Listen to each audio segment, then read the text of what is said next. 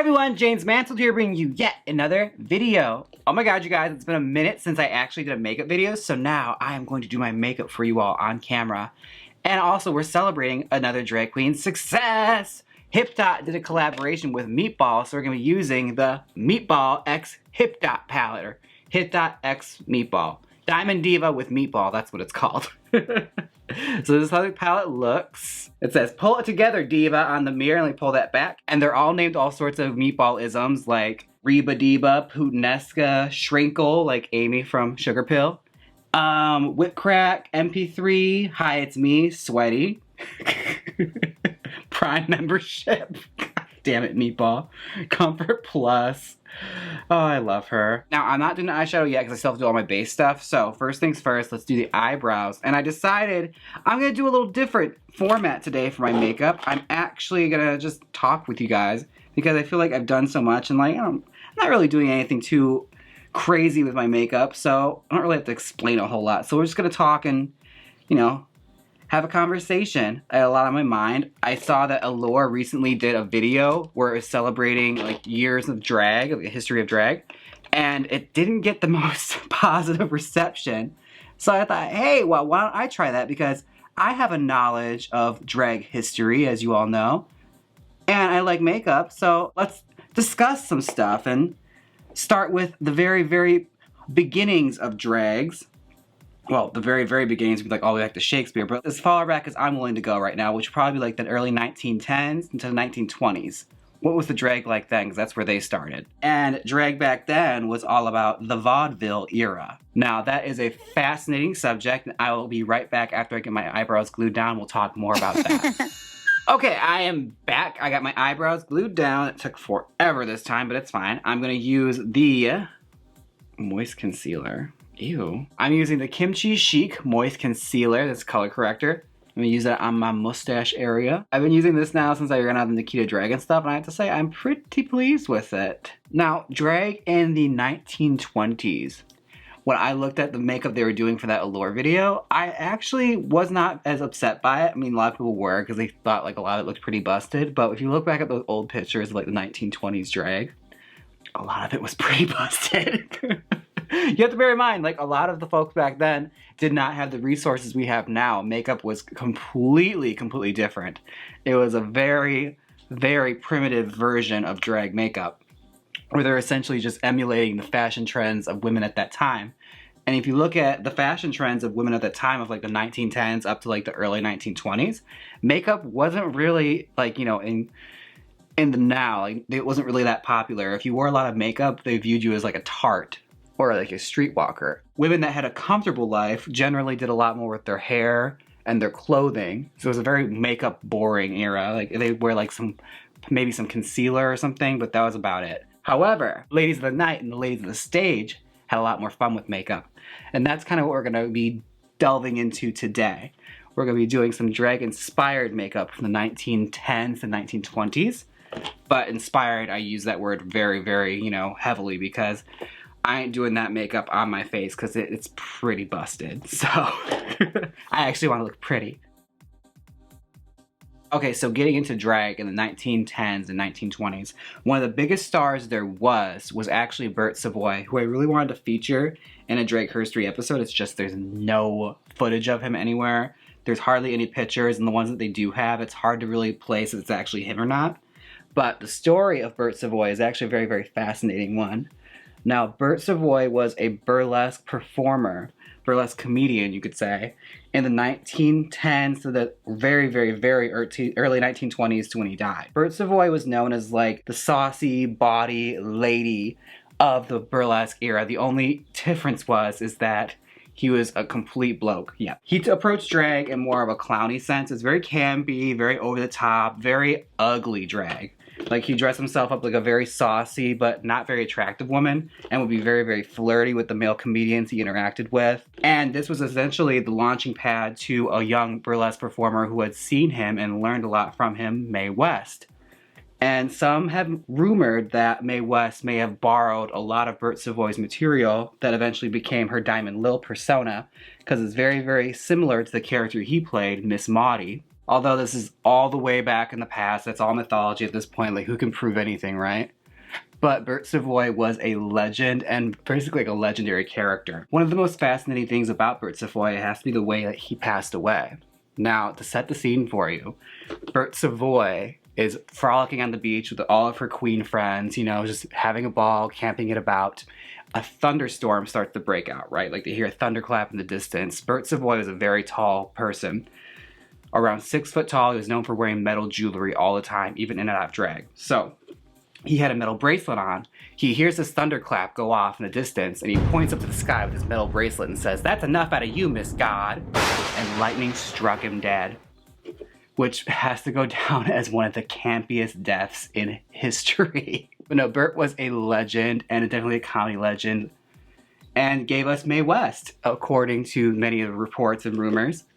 And Mae West is also no stranger when it came to the world of drag. Little known facts about Mae West would be the fact that she wrote a play about drag queens back in the 1920s that actually got her arrested. She wrote the play The Drag, which I haven't seen. I've only read a little bit of it. It's not very good. It's very early Mae West, so like, you know, the humor's sort of there, but she hadn't really found her footing yet as a comedic writer. That and she's not in it, so it's also hard to get into it if you're a Mae West fan. It was very controversial because it got her thrown in jail, and she actually tells the story back saying that when she was arrested and she was put in jail, she was spent the whole night with the warden the whole night, and she was allowed to wear her nice silky underpants. She didn't have to wear the itchy kind that they give you.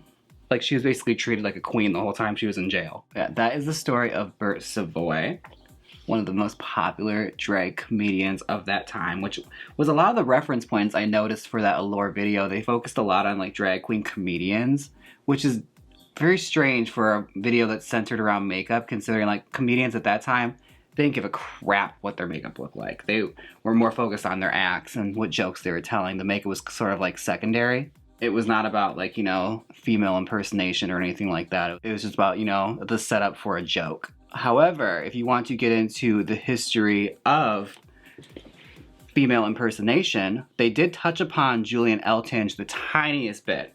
When you look back at Julian Elton's career, it's a very fascinating one because he was a drag queen also that started in vaudeville around the 1920s, but Julian Elton was probably the most successful drag queen at that time up until his death. What was so fascinating about Julian is, as stories go, Julian Elton was entirely, completely, totally straight. He was a straight man that was doing drag, and he was good at it. He was doing what was essentially be considered now, you know, realism when it comes to drag, which is kind of a controversial term at this point in life, but you know, that's what it was at that time. That's what they considered it. He was a female impersonator. And he tried his hardest to look the most like he could of a woman at that time and be unclockable. And, you know, considering makeup resources were very limited, he did a very good job for what he was able to achieve, and he got a lot by people. But what was fascinating about his act is that it wasn't really so comedic based at first. Like when you saw Julian Elton perform, he was more about, you know, dancing and creating a whole performance. But it wasn't comedy. It was taken seriously, and it was, you know, about how beautiful and gorgeous Julian was. You just couldn't believe that this doughy little man could turn to this gorgeous woman. That was the appeal of it. And it got so popular to the fact that Julian actually got put into Hollywood films. All right, I'm gonna go in with eggplant emoji to start and give us a little color. It's the darkest color we have in this palette. She's all colors. It is nothing but colors. Oh my goodness. Okay, this is gonna be interesting.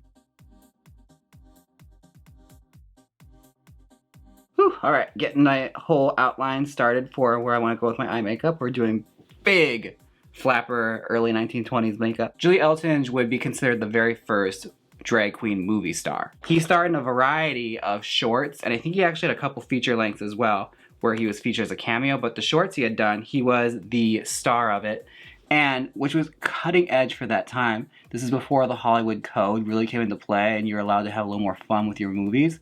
Things weren't as widely policed yet. But this is before the Hollywood Code really came into effect and put a kibosh on, you know, Hollywood having a lot of fun and taking a lot of creative risks and telling a lot of diverse stories and kind of sterilizing the industry for a long period of time. Julian Elton's career, as soon as the Hollywood Code came into effect, pretty much came to a halt. He had a few cameo appearances here and there, but he wasn't really allowed to appear in drag. It was like a very, you know, touch and go kind of thing. When Hollywood sort of dissolved for Julian, he actually found his career on the stage again. And became so successful in his career that he actually owned his own theater at one point, which is a huge accomplishment. Like, don't ever let anyone tell you that, you know, you can't get anywhere at drag. Julian Elton had his own theater. That being said, being a drag queen in the 1920s and 1930s was not an easy ticket. And Julian Elton was no exception. He was constantly at war with critics who would always kind of bring up the fact that he was a drag queen and would throw that against him and basically allude to the fact that he is secretly gay. And he assured people he was not.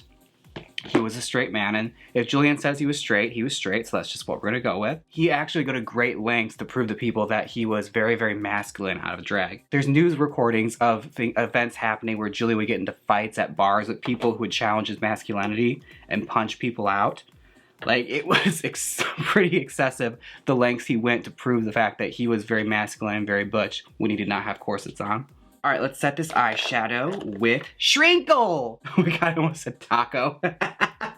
It's not taco. All right, hey yeah, whoa, I'm on a roll. I'm going in with Ashley O right now to smoke out the tips of my eyeshadows. And again, this is like vintage expired, not vintage expired, it's vintage inspired makeup.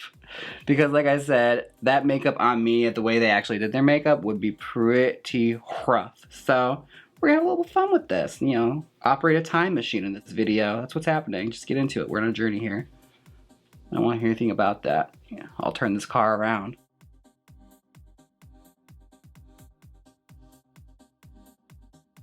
All right, I'm gonna go in with Whipcrap MP3. Whoosh. Now, the one downside about like 1920s and 1910s makeup is that there really isn't a whole lot to go off of. That era, they did not wear a whole lot of makeup. Like, it wasn't really gauche. The women of that era were known for like their fashion. Like, they wore obnoxiously difficult things like corsets, tight gloves, tight dresses, all sorts of just like things that you walk around like this. They're like walked around like football players. They were so constricted. To counterbalance the fact that, you know, makeup was not really a thing, the women at that time did a lot with their hair. So they wore their hair piled up on their head, lots of hair pieces.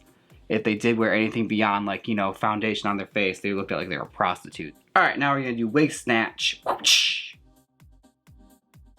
right, just try to maintain that little shape of the circle because they're very big on the round creases in that era. Everything was so round. A lot of the times it didn't flatter anyone's faces.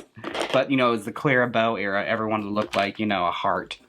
All right, going with my James Charles palette, I'm gonna go in with a dark brown and then a black. I'm being very careful to keep the round shape going because I have a very sculpted brow bone, so not trying to brag. Like, my brow bones are so sculpted. No, I just have a very, you know, my brow bones jots out, so you gotta be very, very careful at the angle you do it, otherwise it just kind of goes like a triangle, and you want like a round shape. One thing that was missing from that Allure video was like a little brief history of like drag in the 1930s to 1940s, because it actually was a very good underground culture of drag happening at that time.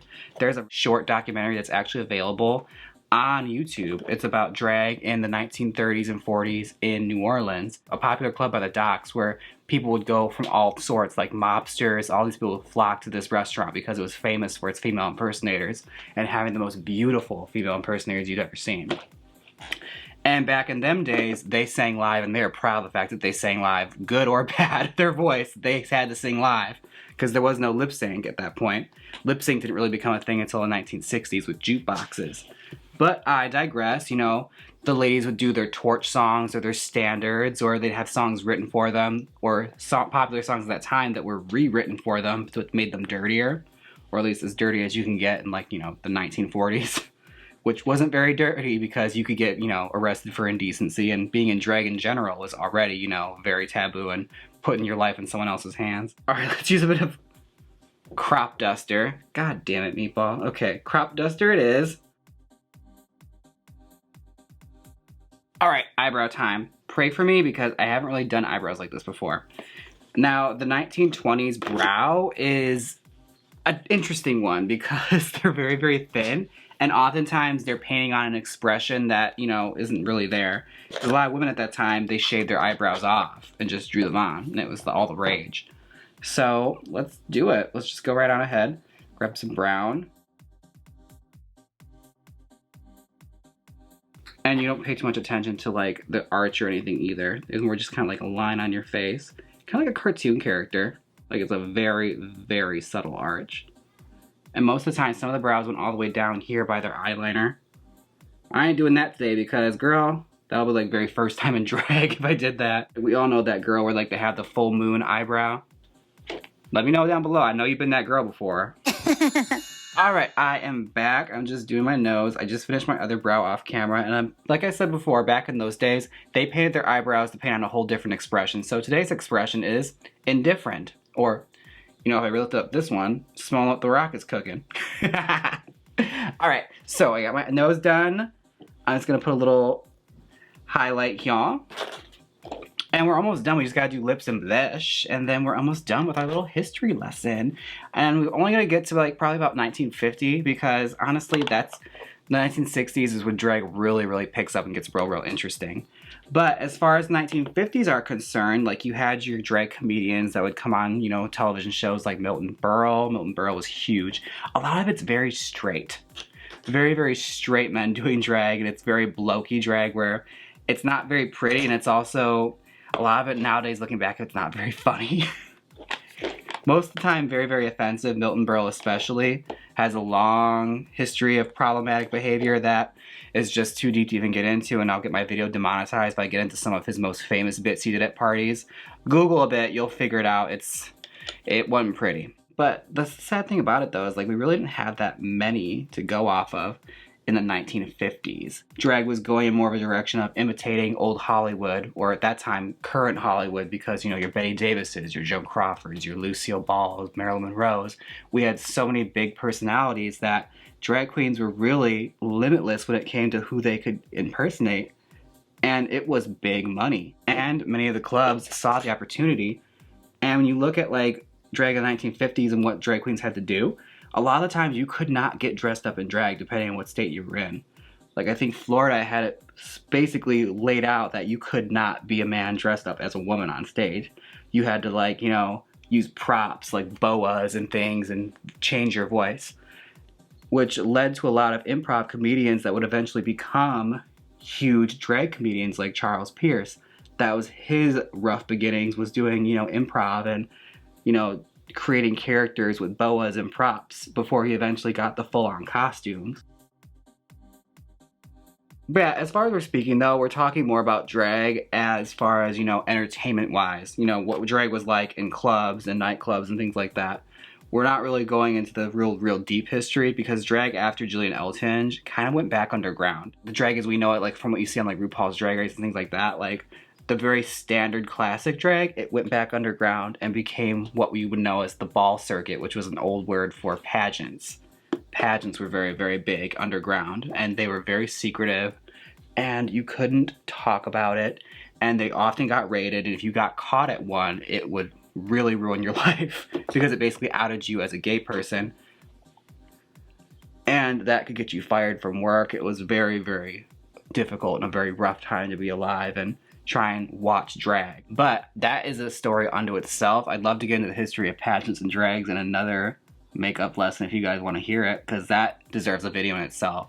I can just like condense it here because there is so much that goes into the history of drag balls and the history of pageants and the kind of trouble people went to just to see drag. I'm using a Drag Cosmetics lip liner. My code is Jaymes to get 30% off your purchase plus 30% off your purchase, because that's what you get. you help me out when you use it, so you know you'll get the good feeling of knowing you helped me out. I'm doing my best to make my lips as thin as possible. I have big lips, so I'm normally used to doing like a 50s lip where it's very, very rounded, whereas the 1920s and 1910s, they're very like angular. I'm trying to find a balance there where it looks flattering still. It ain't easy. I was debating if I wanted to do like a bow lip like Clara Bow, but I tried that out before I actually got on camera and I was like, no, it's not gonna happen. It did not look good on me. My lips are too thick for that. All right, now it's time for blush. And to be with the period, I'm gonna use a bit of Wit Crack. I'm gonna do like a little blush dot on the apple of my cheek. One last thing before we're done. Take a black eyeliner And just gonna do a little heart. Now I feel like a right little tot. All right, we're all done. I'm gonna throw my lashes on and my look. I'll be right back. Welcome back. This is the final result. Oh my God. I look like I would have been murdered by Jack the Ripper. I have to say, finding a costume that would go along with this theme was quite a bit of a challenge. Everything they wore back then was so constricting. So it's just like, as long as I have lots of gloves and too many layers on, we'll be good. Also, I had a wig that was more period appropriate, but I ended up looking like the wicked stepmother from Cinderella, and it just wasn't a good look. So I'm gonna go with, you know, a hoe from 1910. I'll be the prettiest girl at the brothel. Now, I have to say, this is a fun look, and Meatball, you had a really fun palette. Good job, Hipdot. I hope you guys enjoyed going down this walk down history lane with me as far as, you know, drag herstory is concerned. There is so much to cover, and there's a whole lot more to cover. So if you like this, let's have another conversation. I love talking drag history. Now, this look is fabulous, but it is just missing one more thing. The Jaymes Mansfield Magical Wig Spray from Black Phoenix Alchemy Lab. Let's just give this look a spritz. Ooh, ooh, ooh. Now my hair smells just like cream soda. And it cured my scurvy. Not really, it doesn't cure scurvy, as far as I know. Does it? Be-pal, let me know. Anyways, and grooming can be an absolute drag. That's why I'm happy I have Manscaped. This is the Weed Whacker. It's for your nose. Use my code Jaymes20 for 20% off your purchase plus free shipping or Mansfield. Now don't forget to like, comment, and subscribe. And until next time, bye. Click here and watch your Transform subscribers wig or see your Transform Vic A Fox wig. Come on, click it. You know you want to. If you don't click it, I don't have a threat. So if you don't click it, I'm going to kick your ass. There you go, okay? There's your threat. All right, love you. Bye.